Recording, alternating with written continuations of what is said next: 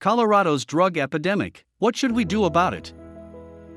Much like the rest of the United States, Colorado has been struggling for decades with substance abuse and addiction. It's often presented as a societal problem, but we have to remember that it's an individual problem. It's a problem for a person, their friends, and their family members. Let's look at some examples. Marijuana. Over 1.2 million people in Colorado use marijuana. This represents over 21% of the population. And according to the National Institute on Drug Abuse, around 9% of users will become addicted. Here are some signs of marijuana addiction. You lose interest in activities you used to enjoy. Another sign is being uninterested in setting and achieving specific goals in your life. Your relationships start to suffer because of your marijuana use, whether it's family members or friends. You have withdrawal symptoms when you stop using for a certain amount of time. This can include anxiety, depression, sweating, tremors, etc. Cocaine and crack cocaine. According to survey, around 198,000 people use cocaine in Colorado. Cocaine, including crack cocaine, is one of the most addictive drugs on earth. It's important to know when someone starts using coke, so they can get help as soon as possible. Here are some of the signs. Erratic behavior, dilated pupils, runny nose and nosebleeds, loss of appetite and weight loss.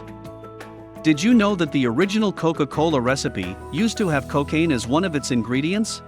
The formula was originally invented by an Atlanta pharmacist in his backyard. Cocaine was once thought as harmless and was actually legal. But we now know that long-term use of cocaine carries serious health problems, like increased risk of stroke and seizures, bleeding in the brain, and severe heart problems, to name a few. Opioids. Around 190,000 people misused painkillers in Colorado in 2019, and 29,000 were struggling with painkiller addiction. The opioid crisis has been sweeping the nation for decades.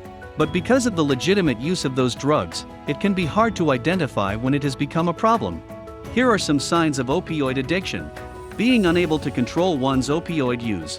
One of the first signs is having to get drugs outside of one's regular prescription. Having uncontrollable cravings. Having frequent flu-like symptoms. Stealing from family and friends. Opioids have always been an issue, but restrictions have left many seeking illegal alternatives. And according to a recent study, over 40% of black market prescription pills contain a lethal amount of fentanyl. This is a lethal amount of fentanyl. Did you know that a lethal dose of fentanyl is about the size of Lincoln's beard? On a penny, that is. Now, here are some tips. If you feel you're going to use, call your sponsor or a friend that doesn't use and would understand your situation. Extrovert your attention. Walking can be very therapeutic. While walking, direct your attention to the outside world. The same can be done while riding a bike. One of the best ways to become extroverted is to choose an activity that brings about a change of environment and provides something different. Find a hobby or activity that allows you to be in a different location than where you're using drugs. Find a purpose in your life and pursue it. Some people use drugs when they get bored or when they have no goals in life. Recognize the people in your environment who affect you emotionally. The people who bring you down, keep telling you that you won't succeed, make you doubt yourself, and so on. They could be one of the reasons for your emotional problems. Make sure to eat healthy. A lack of nutrients can cause different physical and emotional symptoms. For example, a deficiency in vitamins and minerals can create a drop in mental and physical energy. If you want to help someone, don't enable the addict. This includes not giving him any money, not paying their rent, etc. You can care for them and love them, but be very firm on this point. The only help they should receive from you is to go to treatment. Encourage the person to seek help. This can be done by finding a treatment or a form of support. Remember to make sure all your actions are to get the person help, not to enable their addiction. Hire a professional interventionist.